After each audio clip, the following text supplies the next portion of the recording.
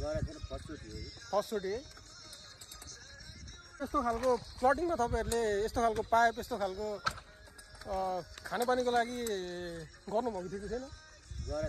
नमङ्गल आज हामी कहाँ छौँ त? आज हामी वडा नम्बर 9 को चित्रटोल भन्ने ठाउँमा छौँ। हाम्रो यो ग्रिन सिटी प्रोजेक्टमा चाहिँ नि हाम्रो खानेपानीको पाइपहरू जडान भइरहेछ।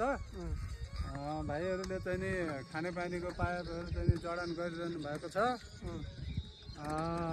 हाम्रो यो ग्रिन सिटी चाहिँ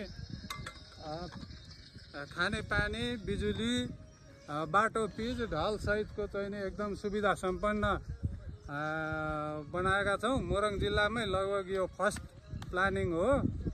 अब धेरै टुक्रा पनि बाँकी छैनन्, अब 10-15 वटा बाँकी छन्। हामीले प्लटिङ गरेको कति महिना भयो? हामीले प्लटिङ गरेको चाहिँ अस्ति पुसदेखि हो। अहिलेसम्ममा अब लगभग 110 वटा जति घडेरी चाहिँ नि बिकिसके। हाम्रो मोरङ जिल्लाकै सबैभन्दा चाहिँ नि 1 नम्बर प्लानिङमा गनिन्छ यो प्लानिङ। अनि यहाँको सुविधाहरू चाहिँ के छ त? सुविधाहरूमा चाहिँ नि 4 फेस तार, के अरे यो हाम्रो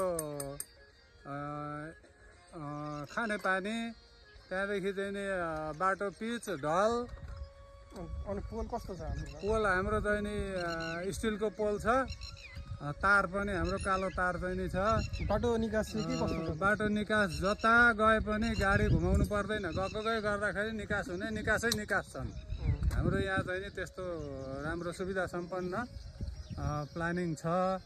यहाँहरूलाई आवश्यकता परे सम्पर्क राख्न सक्नुहुन्छ।